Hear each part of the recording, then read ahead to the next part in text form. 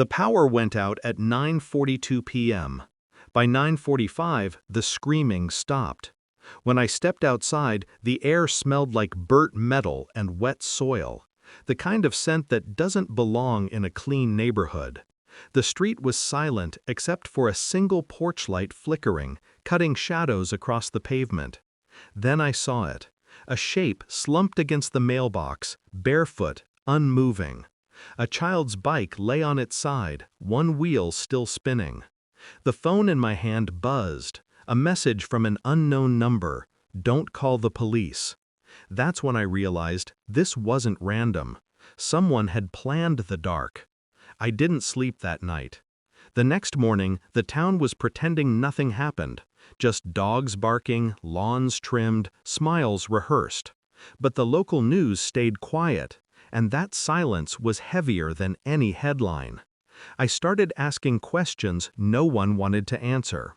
The street cameras had gone offline minutes before the blackout. The utility records didn't match, and when I checked my neighbor's house, the one with the flickering porch light, I found a photo of the missing family taped to the inside of their mailbox, faces scratched out in ink.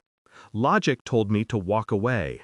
Curiosity told me I was already in too deep. Days turned into fragments of fear. People started acting differently.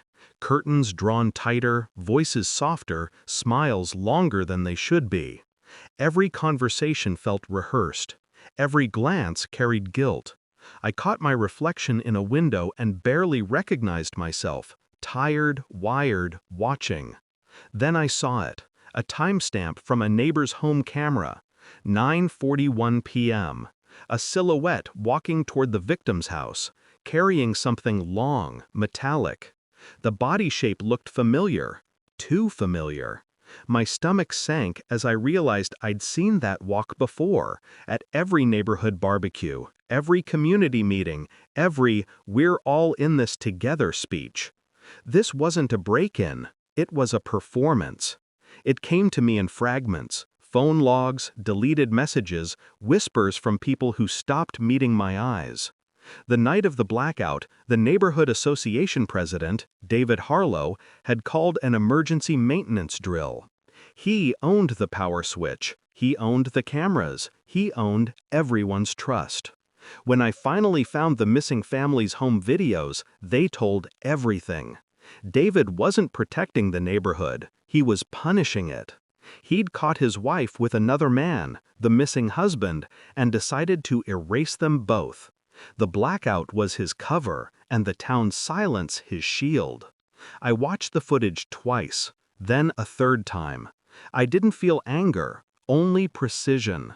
Truth isn't loud, it cuts quiet. I didn't confront him, I didn't need to. I sent one file, the video, the logs, the phone data, to every resident on the block. By the time David came out for his morning jog, the stares had already begun. No one spoke. No one had to. He tried to smile, the same easy grin he used to calm us during the blackout. But this time, the silence wasn't obedience. It was judgment. The police came hours later, slow and confused, as if the truth was too heavy to carry. David looked at me once, searching for mercy.